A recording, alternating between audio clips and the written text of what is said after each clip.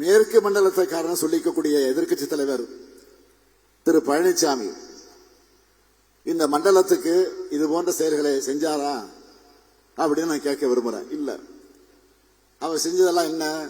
வெறும் துரோகம்தான். பச்சை துண்டை போட்டுக்கொண்டு தமிழ்நாட்டு விவசாயிகளுக்கு பழனிசாமி அவர்கள் பச்சை துரோகம் செய்தார்னு நான் சொன்னதும் அவருக்கு கோபம் பொத்துக்கிட்டு வந்துச்சு. சொல்றாரு, நான் ஒரு விவசாயி, இப்பவும் விவசாயம் செய்யறேன்னு சொல்றார் பழனிசாமி. அவர் ஒரு துரோகி, இப்பவும் தொடர்ந்து துரோகத்தை செஞ்சிட்டு இருக்காருன்னு தான் சொல்லிக்கலாமே தவிர அவரை விவசாயின்னு சொல்றது உண்மையான உழவர் பெருமக்களை அவமானப்படுத்துறது சமமாயிடும்.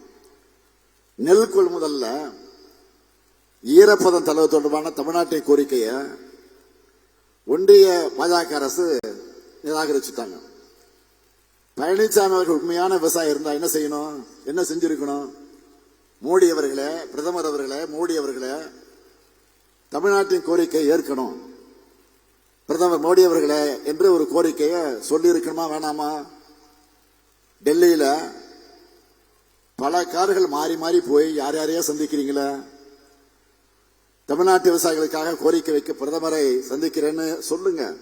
நீங்க சொன்னா போதும். தமிழ்நாடு அரசு சார்பில் நானே உங்களுக்கு காருக்கு ஏற்பாடு செஞ்சு அது வேர்க்காத அளவுக்கு நல்லபடியா அந்த காரை ஏற்பாடு செஞ்சு அனுப்பி வைக்கிறேன். பழனிசாமி அவர்கள் இந்த மேற்கு மண்டலத்துக்கு இழைச்ச பச்சை துரோக பட்டியல latest addition Kovai metro rail, அது பெரிய துரோகம். சென்னையை போல கோவை மதுரையின் வருங்காலத்துடைய வளர்ச்சிக்கும் மெட்ரோ ரயில் தேவைன்னு நாம கோரிக்கை வச்சோம். ஆனா ஒன்றிய பாஜக அரசு அதையும் நிராகரிச்சிருக்கு. 2011 மக்கள் தொகையை கணக்கில் வச்சு நிராகரிச்சிருக்காங்க. இப்போ 2025 ஆண்டு சென்சஸ் எடுத்தா 20 லட்சத்துக்கு அதிகமாக இருக்கும்.